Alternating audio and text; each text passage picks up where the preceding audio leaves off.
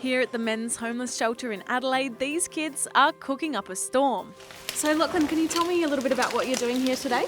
So today we've just come down to the Vineyards Crisis Centre and just help out the workers and men and just cook themselves a nice bacon and egg breakfast.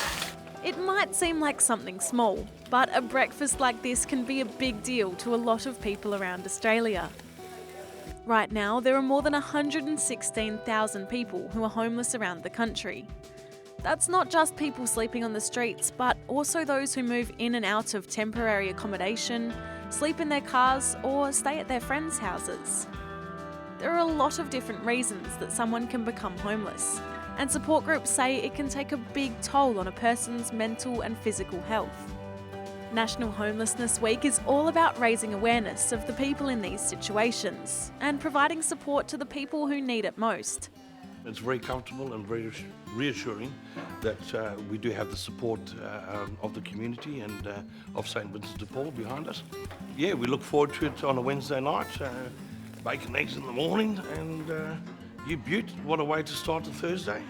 And these guys say they're happy their actions are making a difference.